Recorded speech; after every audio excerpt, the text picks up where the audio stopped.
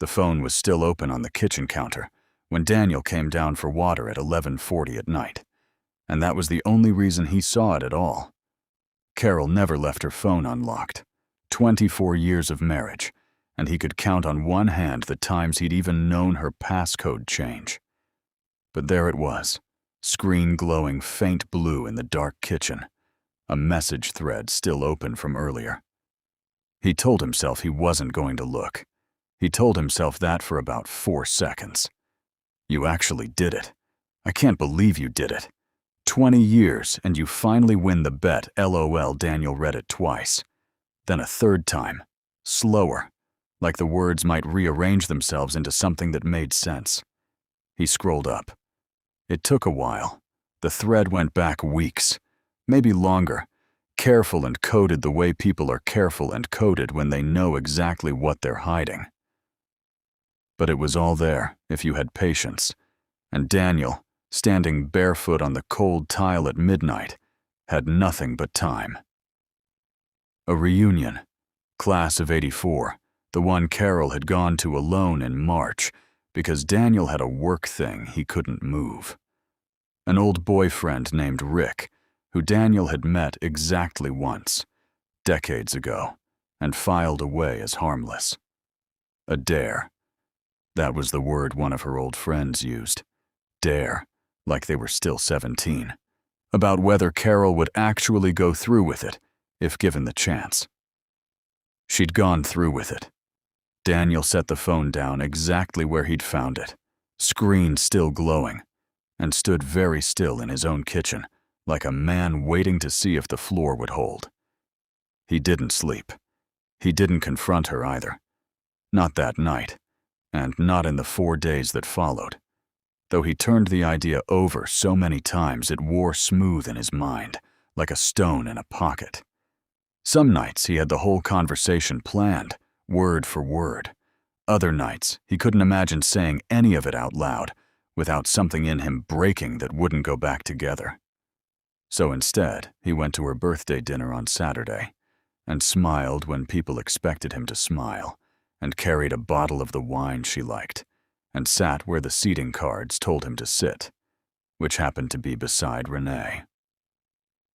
"You're quiet tonight," Renee said, halfway through the appetizers, not looking up from her plate. She'd always had that gift, saying the true thing sideways, so it didn't feel like an accusation. "Long week." She glanced at him then, just briefly, the kind of look that measured more than it asked. "Carol says the same thing. You two having a long week together, or separately?" Daniel almost laughed, not because it was funny, but because of how close she'd landed to something without knowing it. "Together, I guess," he said. "Same week anyway." Renee let it go. She was good at that too, knowing when to leave a door closed rather than push it open in front of other people. Across the table, Carol was laughing at something one of her college friends said, head tipped back, easy and unguarded, in a way that made Daniel's chest hurt to look at. He looked at Renee instead.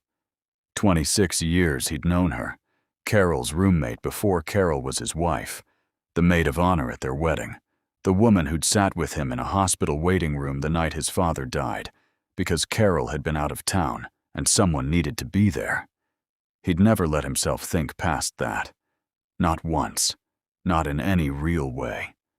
But he thought, watching her laugh at something Carol's sister said, watching the easy line of her shoulders, that if Carol could throw away 24 years for the sake of an old bet with people who barely mattered to her anymore, he could make a wager too, and unlike Carol's, his would actually mean something. He didn't let the thought finish forming, not fully. It sat there, instead, ugly and half-shaped, while he refilled Renee's wine glass, and she thanked him without looking up. And Carol laughed again across the table, still glowing, still not knowing that he knew. It started, the way these things always start, with something small enough to explain away. Carol's birthday gift hadn't arrived, a bracelet Daniel had ordered weeks ago, some engraving mishap at the jeweler's, and he mentioned it in passing to Renee at the end of the dinner, half joking, asking if she had any idea what Carol might actually want if the original didn't show in time. Renee, who knew Carol's taste better than Daniel had ever managed to, offered to help him pick something at the mall Tuesday. It was practical, reasonable, the kind of favor two people who'd known each other for decades did for one another without a second thought. He thought about canceling 3 separate times. He didn't cancel. They met at a coffee place near the mall entrance first. Renee's idea. Something about needing caffeine before she could face a jewelry counter. And it was easy in a way Daniel had forgotten things could be easy. No performance to it. She still ordered the same overcomplicated drink she'd ordered in her 20s, still rolled her eyes at herself for it, still had that specific laugh that came out sideways when something caught her off guard. "You know," she said, stirring in a second sugar, "I keep thinking about something. Probably nothing." "What?" "You and Carol. At my sister's wedding. God, this was 15 years ago. You gave a toast, and you said something about how you never expected to end up exactly where you were. Everyone thought it was romantic." She glanced at him. "I always wondered what you meant by exactly." Daniel's coffee cup stopped halfway to his mouth. "It was a wedding toast, Renee. I meant it romantically." "Sure." She smiled, but her eyes stayed steady on him, the way they used to when they were 24 and pretending a conversation was about something other than what it was about. "I just remembered it, is all."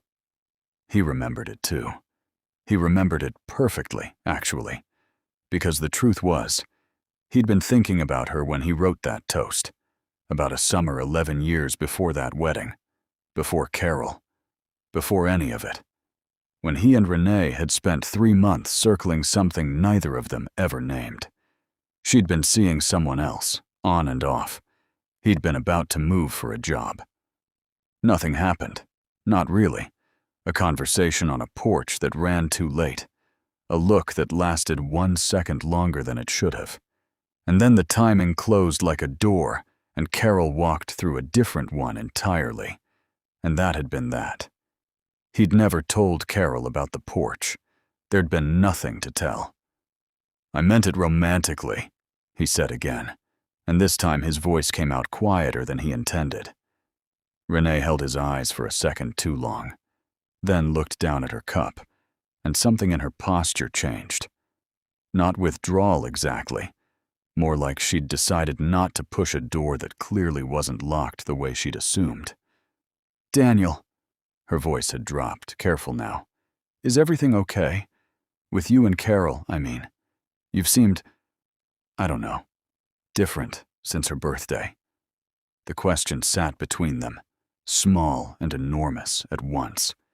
He thought about the phone glowing on the counter. He thought about Rick, and 20 years.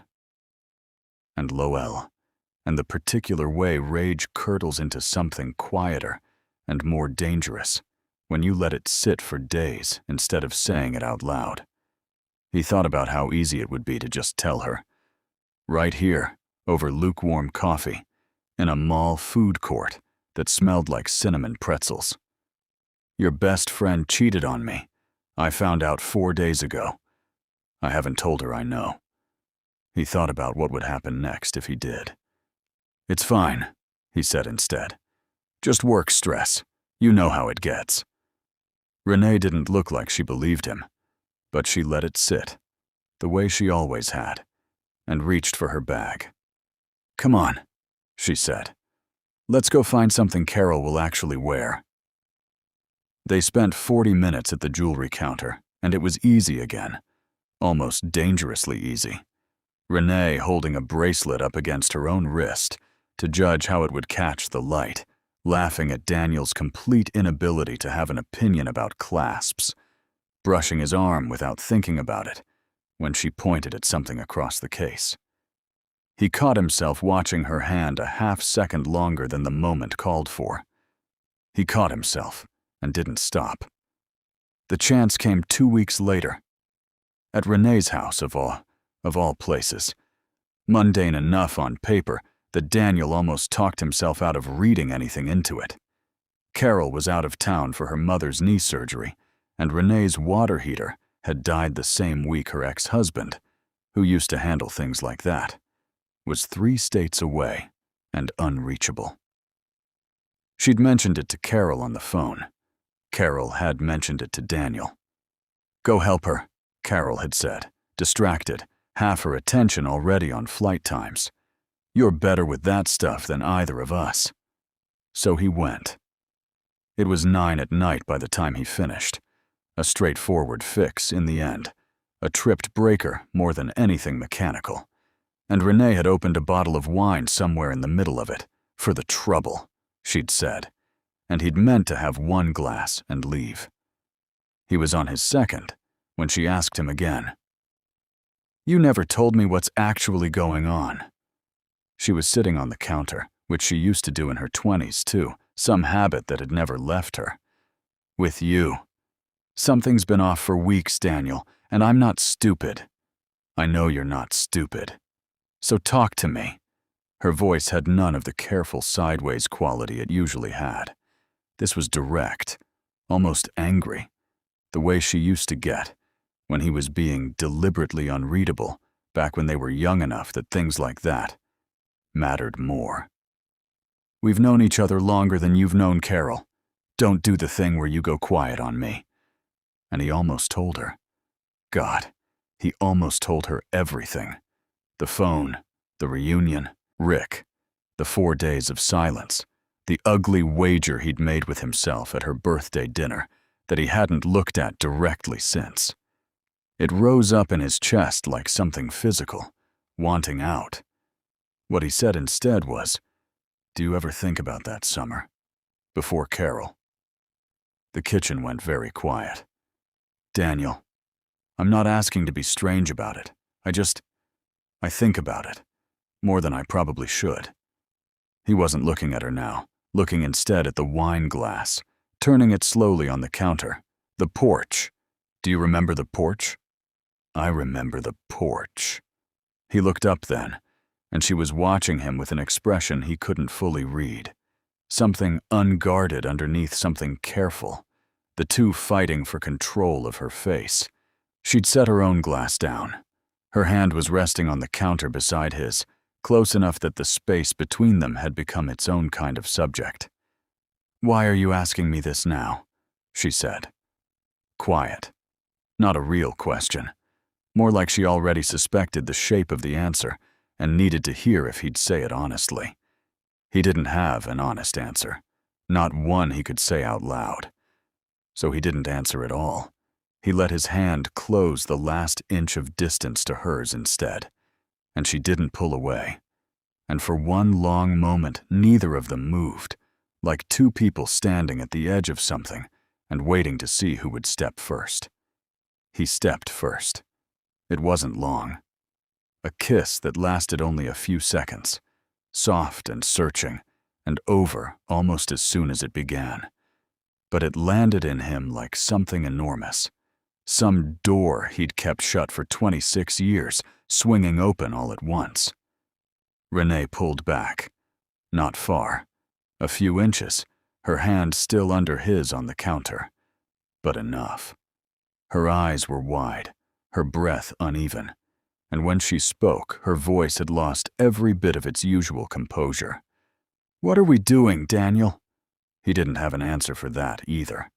Not one that wouldn't unravel everything the moment he said it out loud. He didn't answer her right away, and the silence stretched long enough that Renee slid off the counter and put actual distance between them. A few feet, the width of the kitchen island, but it might as well have been a mile. "Daniel." Her arms were crossed now, and there was something in her voice that hadn't been there a moment ago. Not just confusion, but the first edge of suspicion. "That wasn't nothing. I need you to say something, because right now, I don't know if I just did something terrible to my best friend, or if I'm the last person in the world to find out what's actually going on." He should have lied. He'd had 4 days of practice lying, or at least of saying nothing, which amounted to the same thing. But looking at her, flushed, unsettled, waiting, the lie wouldn't come. "Carol cheated on me," he said. "At the reunion in March. It was a bet." Renee's face went through several things at once. Shock, then something like recognition, like pieces she hadn't known she was holding suddenly fit together. She stopped, started again. "How long have you known?" "Since her birthday, the night of the dinner. The night you sat next to me and told me it was just work stress." Her voice had gone very flat. "Daniel, did you come here tonight because the water heater broke? Or because of that?" He wanted to say both. He wanted to say it wasn't that simple, that some of what he felt for her had never really gone away, that the porch had never fully closed, even after 26 years of pretending it had. All of that was true, but underneath it, quieter and uglier, was the other truth. That some part of him had looked at Renee across that birthday table and thought this would hurt her the most, and had let that thought guide his hand more than he wanted to admit. "I don't know anymore," he said, which was the most honest thing he'd said all night. "I think I wanted to hurt her. I think I told myself this was about something real between you and me, so I wouldn't have to look at how ugly the other reason was." Renee was quiet for a long moment. When she spoke again, her voice was steadier, but there was real hurt underneath it now. Sharper than shock. "So I was a weapon?" "No, don't." She held up a hand. "Don't tell me what I was to you, Daniel, because 5 minutes ago I thought I knew, and now I have no idea. You let me think this was about us, some old unfinished thing, and the whole time you were using me to get back at your wife. It wasn't only that. That's not better." Her eyes were bright now, angry in a way he'd rarely seen from her. "Carol is my best friend. Whatever she did. And God, Daniel, if that's true, that's awful. I'm not defending it. She's still the person who stood next to me at my own wedding. And you were going to let me become the thing that destroyed her, without even telling me what I was actually part of." He had no defense for that. He'd built the whole plan, if it could even be called a plan, out of hurt and impulse and a kind of cowardice that hadn't wanted to face Carol directly. Easier to punish her sideways, through someone she loved, than to sit across from his wife of 24 years and say, "I know what you did." "You're right," he said quietly. "I don't have anything to say to that makes it okay." Renee wrapped her arms tighter around herself, and for a moment she just looked tired. Tired in the specific way people look when a long-held image of someone collapses all at once. "I need you to leave," she said. "And I need you to actually deal with this. Not with me, with her. Because whatever's broken between you and Carol, it doesn't get fixed by breaking something else." He nodded, throat tight, and reached for his jacket off the back of the chair. At the door, she said one more thing, quieter than everything before it. "For what it's worth, that summer was real. To me, too. But this wasn't that, Daniel. This was you trying to burn something down and calling it a rekindling. Don't ever tell yourself otherwise." He drove home in silence, the radio off, the ugly shape of the last 2 weeks finally visible to him in full. Not a wager against Carol at all, in the end, but a test he'd failed against himself. Carol got home on Thursday evening, suitcase still in hand, tired from the drive and full of small talk about her mother's recovery, before she'd even set her keys down. Daniel let her get through the first 10 minutes of it, the ordinary rhythm of a marriage, questions about the dog, about the mail, about whether he'd remembered to water anything, before he said the thing he'd been carrying for 18 days. I know about the reunion, he said. I know about Rick. I saw the messages on your phone the night of your birthday. Carol went very still, keys still in her hand, halfway to the counter. The color left her face slowly, the way it does when someone realizes there's no version of the next few minutes that doesn't hurt. Daniel, I need you to not explain it away right now, he said, and his voice was steadier than he expected it to be. I need you to just tell me if it's true. She set the keys down. Her hands were shaking slightly. It's true, she said. It was one night. It was stupid, and it was cruel, and I have hated myself every day since March. And I didn't know how to tell you, because I didn't know how to survive you knowing. A bet, Carol. 20 years old, and someone said I bet you won't, and you didn't. I know how it sounds. It sounds like you were willing to burn down 24 years because a room full of people who don't know a single true thing about our life together dared you to. His voice cracked on the last word, the anger finally finding its way out after 18 days of carrying it silently. I have spent almost 3 weeks with that sitting in my chest, Carol, and I did something with it I'm not proud of either. Something shifted in Carol's expression. Fear now, layered over the guilt. What did you do? He told her. All of it. The birthday dinner, the coffee, the water heater, the kiss, Renee's face when she realized what she'd actually been part of. He watched his wife absorb it in stages, watched the specific horror of Renee land differently than any other name could have.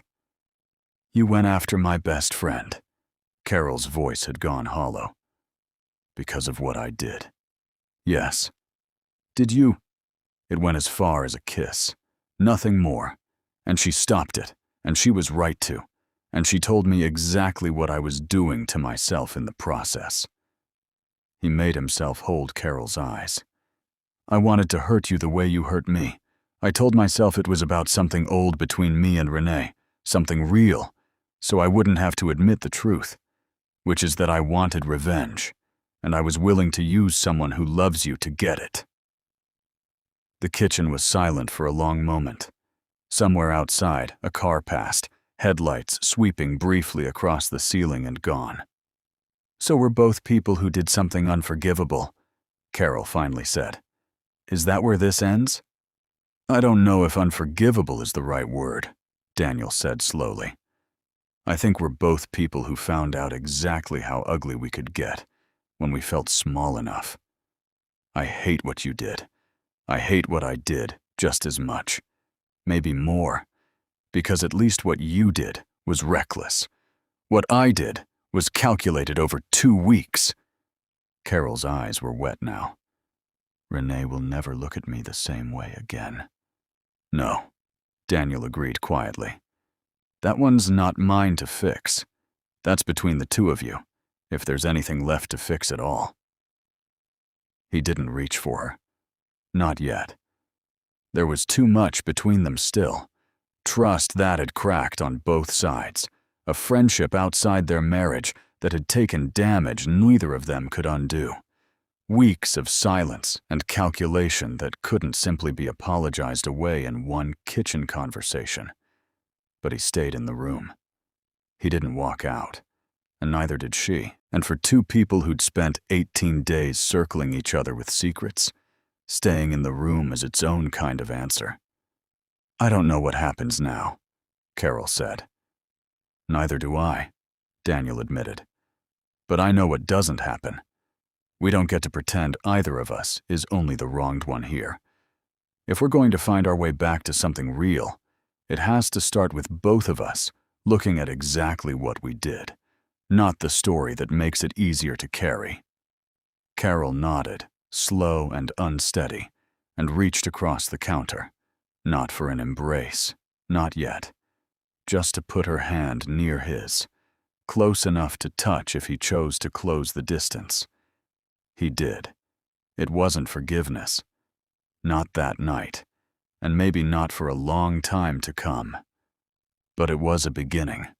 Two people choosing, finally, to face what they'd become instead of what they'd broken, and deciding that was worth more than any bet either of them had ever made.